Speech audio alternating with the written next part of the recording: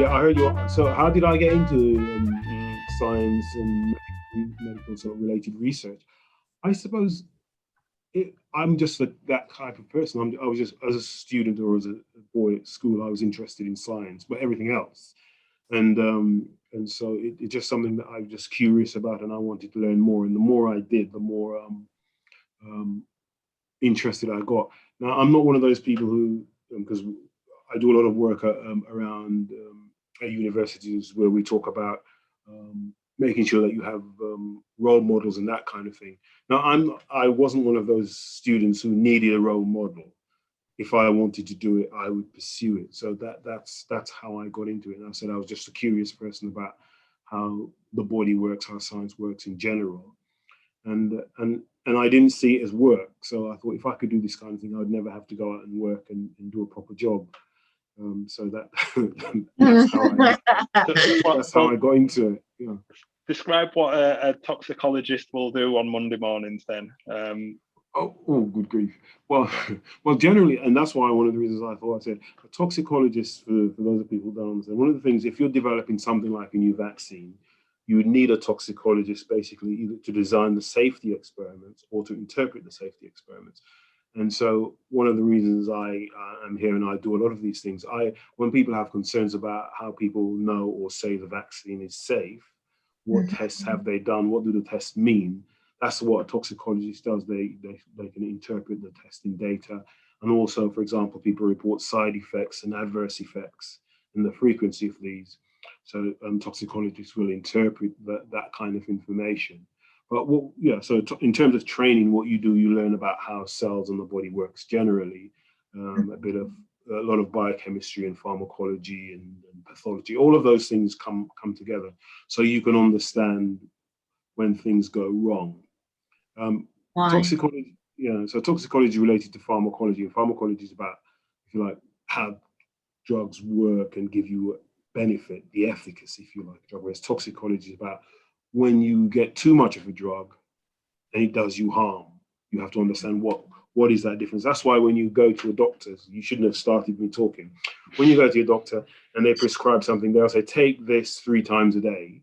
And they tell you, or they might say, take these paracetamol, don't take more than, I don't know, is it 12 over 24 hours, whatever it is. The reason they know that is because someone's done the toxicology to say, right, if you do take 20 as opposed to 10, these are the adverse effects you can get. Okay. So that's how a toxicology might have information. So if people want to ask about, as I said, although we're almost finished, about the sort of safety tests and why people are confident generally about the vaccines, that's why. Can I ask you a question, Winston, in regards to that a lot of people in the UK have had the 2 jabs of the COVID vaccine. Yeah. What's your take on the booster? Because then that will be 3 within that 12-month period, and well, we don't know that. The question is, people are worried, are they going to have? Basically, we don't know definitely that you're going to need a booster at least this year, perhaps next year, but they're preparing for it just in case. It all depends on how long, because what they're constantly monitoring people for their antibody levels and their T cell responses and that kind of thing. And if they find in a few months' time that some people, certain sections of the population, perhaps the older population, aren't responding as well, then they might give them a booster. But yeah, the booster is not going to be any more dangerous than the original vaccines themselves. Chances are what they'll do is they might give you a different vaccine. So if you had one, they might give you one based on the other, or they might design a booster that's specifically. Corinne's shaking her head there, Corinne. Can I just bring you in there, Corinne? Just for let me see. I think we know Corinne's. Yeah. You're not keen on vaccines, then? No, she's had double jabs. So yes, I have. There are lots of myths and mismessaging, and also, there's an awful. What I don't like is there's an awful lot of money floating around with regards to vaccines, but that's a different story. And I think that when you are kind of supposing and what-ifing and guessing, especially when you start telling people, do you know what? When you have the first dose, make sure your second dose is the same as the first one. And then we get told, well, and actually for the booster, the third dose of this thing, then you can actually mix and match. No. That comes across as, and we don't really know what's going on here. We know that this is a bigger, wider, we're being, I'll say experiment. It's an experiment, and because we don't know the results yet, that takes time. We understand that, but we need to be informed properly, and we have choices. We have choices in this country. But how do you mean inform? The problem with the sort of informing the public about how these things work to a certain extent is you need so much information and so much knowledge yourself to be able to interpret it. It's like people ask a lot of the time, like, what's in the vaccine? But if you tell them what's in the vaccine, they don't understand the terminology, never mind what those things do. Yet they're demanding to know what's in the vaccine. We need to know what's in the vaccine, and but we do know what's in the vaccine. But we are, you can't treat people as though we are always being told to. No, we've been to school. We have the internet, and we have books, and we have encyclopedias, and we can ask as well. But we do need to know. We have a right to know. No, what I'm saying, the information is there. But what I'm saying is a lot of people who are asking what's in the vaccine, when they get that information, because it's there, it's on the internet, it's there, they can't use it. And my view is it's unfair to ask a member of the general public to actually understand and interpret and decide for themselves what's in the vaccine.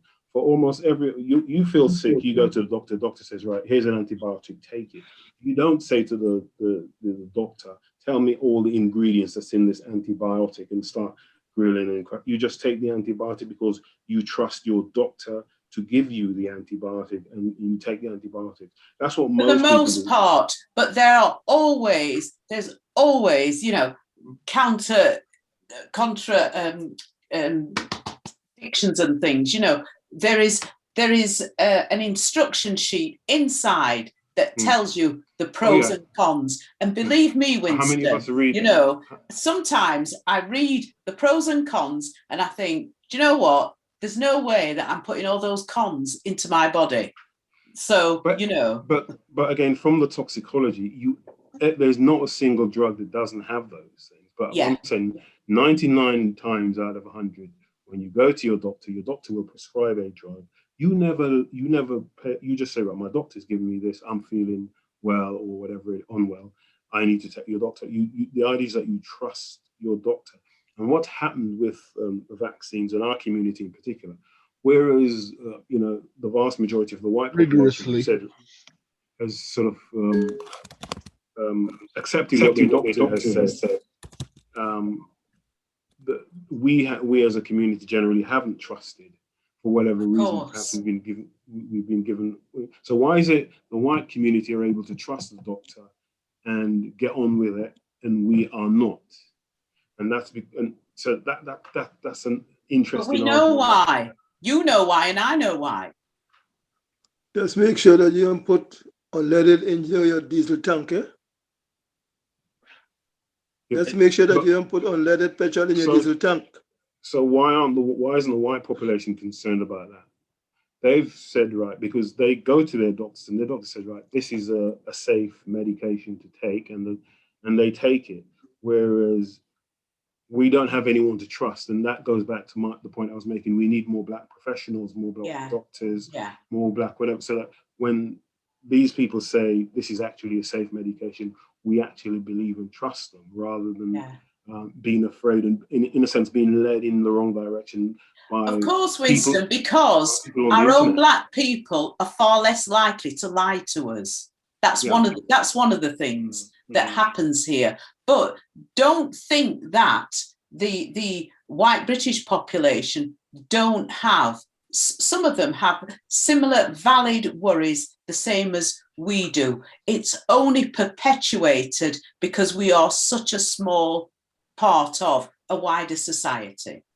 I'll tell you what worries me, though, Corinne. Most of the videos that have been sent, and some of them are from a result of a discussion we had last week, I've been sent videos that are anti-vaccine in the nature, but they're white people telling black communities not to take the vaccine. And you almost have to worry about what their motivations are for wanting us not to take the vaccine in the same breath as us having genuine, questions to ask. Well, I did see one produced by a white supremacist group, and it started off basically criticizing the vaccine, and then as they kept talking and saying, right, because it was early on in the pandemic. Do you remember when they were suggesting that black people should be one of the first to get it? And so they didn't like the idea of that because they thought the vaccine was a good thing, and black people were getting it. And in order to counter that, they basically tried to sort of say, right, the vaccine isn't safe. They shouldn't take it because they wanted it to go to white people. But you get all kinds of motivations for by anti-vaxxers. It is quite a dangerous thing. Yeah, and it stimulated lots of interesting discussions, I must say. Might I just join this part of the discussion and say I am challenged as a professional. I was a biomedical scientist for over 25 years. And, my parents were education, go get a good education, go. And so I did my sciences and I did all that. And we have, Winston there who's gone and done his PhD, etc. When have we got to the stage as a community when we're not listening to our black people who we sent to school, who we sent to university, who are professionals out there? When did we stop listening to them? What is it about us where we don't even trust them? Are they really part of the system? So it's counterproductive, it's counterintuitive. We say go and educate yourselves, then we don't trust. So we have to look at ourselves. And also, certainly, I'm going to come back at you here now, Mark. Certainly, where I am, the GPs are the GPs. We have lots. By that I mean I'm really joking. In terms of we have lots of GPs from our BAME backgrounds, from our ethnically diverse backgrounds. We go to them and we ask them and we speak to them, and the same folks, white folks, will go to them and ask them. And as Winston says, why is it more of the white folks trust what our ethnically diverse GPs are saying and we don't? What is it about us? Why, I'm just putting that out there. Essentially what I'm saying, let me be very clear. I'm backing up what Winston says. Let's trust our professionals, those who have gone out there and studied to nth degree, to levels like Winston is. That's massive. I will listen to him before I listen to me. Yeah. Well, we do his homework before we have these meetings, and we did watch the David Olasuga program on the NHS, and that request for doctors to come from the Asian continent and the way that those people and Windrush generations worked in the NHS. We have got a strong tradition of working in that field. So, as you said, we should have plenty of people that are able to come forward and promote the science rather than the fact, because I think our leadership of the country has been a big blocking obstacle in trying to get those messages across in the right way. But go ahead, Winston. I did cut you off. Yeah, I was just going to say, but I'm always, because I never stop when I start. But I'm also partly contradicting myself because the question about why don't we trust doctors, and it's about our lived experience. Most of us know, or we hear stories of, Colin's talking about not being listened to and that kind of thing.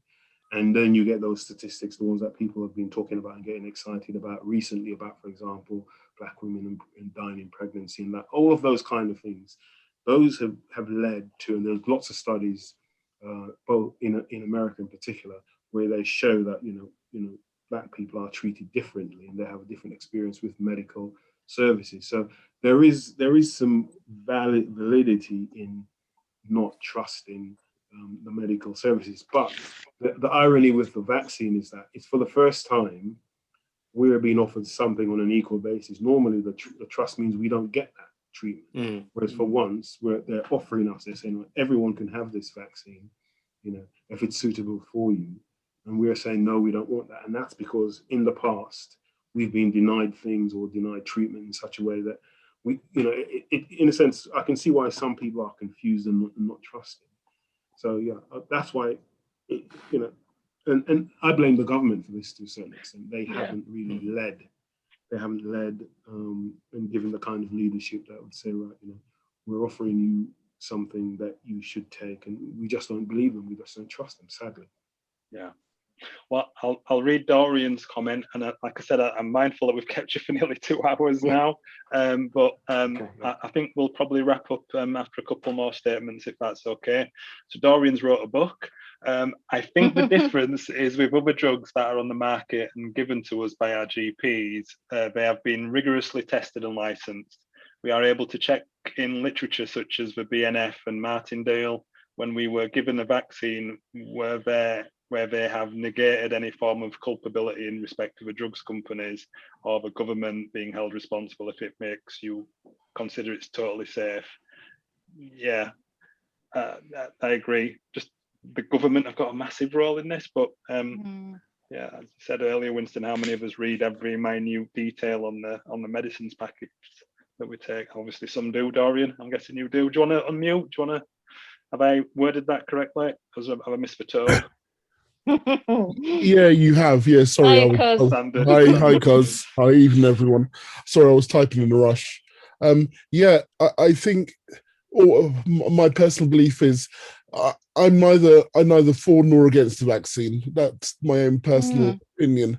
However, when we're being told, if anything happens to you from having the vaccine, from when you've had your second administration of the vaccine or even your first administration of the vaccine, you can't take any form of litigation against pharmacology, against the pharmacy companies or the government. And that's where it makes people worried.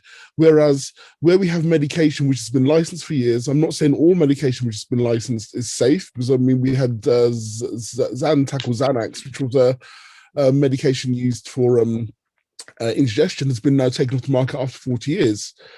We are then thrown into a quandary whether or not it's okay. So if we can't prosecute or take any form of litigation against a drugs company for giving me a drug which has caused these problems, why are we going to trust you?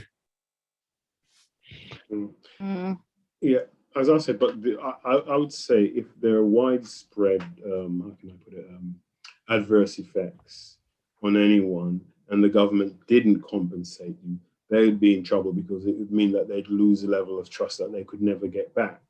So although there's no mechanism for suing, there is a compensation scheme, and anyone who can prove that the vaccine has seriously damaged them, I think they will get some compensation. Because if they didn't, as I said, the next time we have a pandemic or something like this where they need to develop a drug quickly but safely, and this drug was developed quite as safe as any drug has ever been developed, despite the speed. And if we had time, I could explain why. No one would take it. So yes, it's just how the regulations work. That means in order to get the pharmaceutical companies to work at this pace, if they were going to be liable for anything to go wrong, they just wouldn't do it. No one would do it. So that's why the government has to take this. Have you ever been involved in a medical negligence case? Me personally, have you ever been involved in a medical negligence case where you have to prove drugs? Yeah, that was my area of expertise in the NHS, where you're having to look at psychotropic medication, especially mental health services, that have adverse effects on people. On people, for example, was it Prozac was given to a group of people when it was first developed, and it actually exacerbated some of their symptoms with regards to to suicide, increased suicide risk, and even things like thioridazine that increased aggression in some people as well. And then having to prove that it was the drug that caused the contraindications and the problem for the person is exceptionally hard. The burden of proof is so high, high, and people do not have those resources to be able to do that. And they don't have the confidence to do that either. It's like with the which type of drug is it that they're saying they're not going to give to under 30-year-olds, but yet they're happy to give it to over 30-year-olds? It just seems to me, I don't know, and like with the blood clots. Oh, you mean the AstraZeneca, the fact that they stopped giving it to them? Yeah, but that's from the data, and you know that's proving the system is working. But why not just take it out completely, rather than say just to money? You can give it to the over 30s, but not the under 30s. I'm not saying you've got the answers, Winston, but you know. I'm trying to explain why. Yeah, but it's really important people understand why they do. It's about balance of risk. If suddenly the pandemic came back full blown, then and much more people were likely to die, and especially much more young people were likely to die from COVID. Then you'd reach a point where it is on the balance of risk. Then it would be worth giving it even to the under 30s. It's just that at the moment, because we've got another drug, the Pfizer and the Moderna, so you don't have to give it, and the risks from getting COVID is not that great. That's why they say there's no need. But there are lots of other countries where they don't have the option, and they're giving everyone the AstraZeneca, and you are going to get, and some people are going to get these very, very, very rare side effects. But now as well with the passports, with the young ones not being able to go into nightclubs from September onwards, and now they're saying football fans, the performing arts, theatre, and other places are getting a bit concerned about these passports that they're bringing in, and it's from my take, and that's just from my take, it's you're forcing something on people, and that is an infringement on somebody's freedom.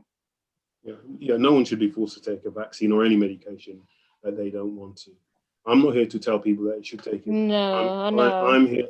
I know. Yeah, I'm just letting people. I'm here to say, if you have any specific questions about safety issues and specific things that people hear on, then I can sort of hopefully demystify some of it, and some of it I just can't answer and explain. But no one should be forced to take it. In the end, people have to make a decision for themselves.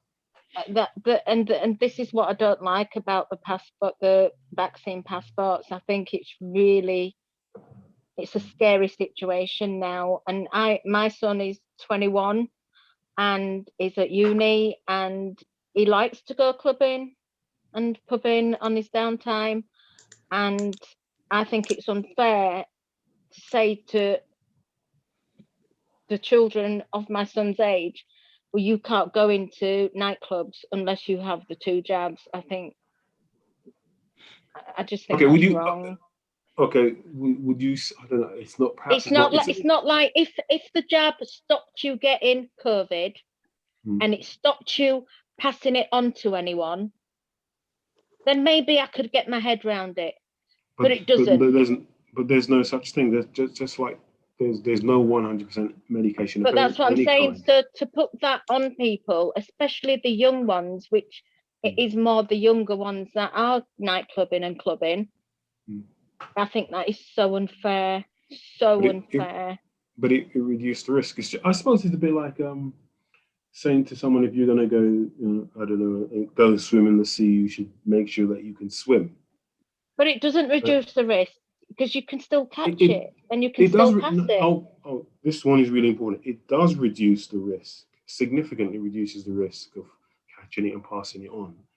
But it doesn't eliminate it completely, and that's the difference. And that's what I'm saying. There's no guarantee. The only way you're going to not guarantee of not getting COVID is if you wear one of those really brilliant masks and you do it all the time and correctly, and you never go near anyone who has COVID. But there's no guarantee. What a vaccination does, it prepares your body to fight the infection when you get it. It doesn't stop them, because if someone has COVID, you are going to, and they're near you, you will inhale it if you don't wear a mask. And so when someone tests you, you might have some COVID in you. But by being vaccinated, what it does is it prevents or reduces the chances of you becoming seriously ill. You may test positive, but it doesn't mean that you're going to become seriously ill. That's the advantage. I know, I get that, but there are still people that get it after having double jabbed and still die.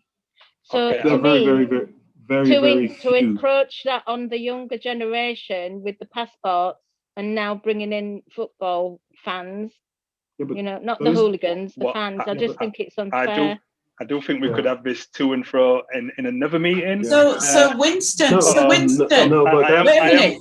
Corinne, it's a really important point. No, but it is a really important point. This one about as I said, you might get double jabbed, but perhaps you're one of those people whose immune system hasn't really, sort of clicked in from the vaccine even after 2 jabs, and then you get COVID. Well, there are scientific explanations, but for the vast majority of us, double jab protects. Sure. Corinne, did you want to come in? Because like I said, I know we've kept you for over 2 hours now. Are you sure? Sorry. Yeah. So just quickly, Winston, and you spoke really well and eloquently, but with what Una was saying, do you understand how when this started, the government have ended up getting themselves in such a mess and a tangle and a wrangle, and that's what's done it, because the first message we got was, if you have the vaccine, we'll be out of this. And they've had to backtrack and retrack and sidestep. So it's just that we're hearing, and then we ask ourselves, what are we hearing? So yeah. I'm not going to disagree. But as that's the thing when you're talking science. Perhaps if everyone did if we all rushed and got the vaccine, we probably wouldn't be in this position. But you'd have to vaccinate the whole world, because remember, this one that's giving us trouble now came from India, and because they were letting people in. It's really complicated. What I think we'll have to do vaccine is, I think if you're okay with it, we'll invite you back if you're okay, and maybe Donald as well, and we'll have a dedicated hour just on vaccines and COVID. I don't know what you're doing next weekend, but no, I'm joking. But yeah, it's been a really good discussion, and I want to thank Tracy and Dunstan and Colin and Winston for fielding and taking those questions. You've been really helpful. We really appreciate it. Definitely. Thank you, everybody, guest speakers, for coming. It's been lovely. And if you have got 20 somethings, just let them know that I am designing a new range in nightclub wear, which is a wetsuit, a snorkel, and some goggles. They won't be high vis, but they'll be all the rage soon. Go ahead, Winston, I'll let you finish and have the last word. Oh, sorry, no. All I was going to say, I'm really impressed by your participants, that they actually stayed the course, because most of them who started are still here, which is really brilliant. Yeah. Sometimes we have to kick them out at 1 in the morning. Yeah, you're laughing. We're serious. We're moving on to a bit of a political discussion now, and a bit of everything that's happened in the news. So you're more than welcome to stay if you wish. You don't have to, but we really appreciate it, and we hopefully will see you all again in a future meeting. And we'll be emailing you as well tomorrow. So do look out for our emails. Yeah. Thank you. Thanks for having us. No problem. Thank you for coming. Thank you, Colin. Thank you, Winston. Yes. Okay.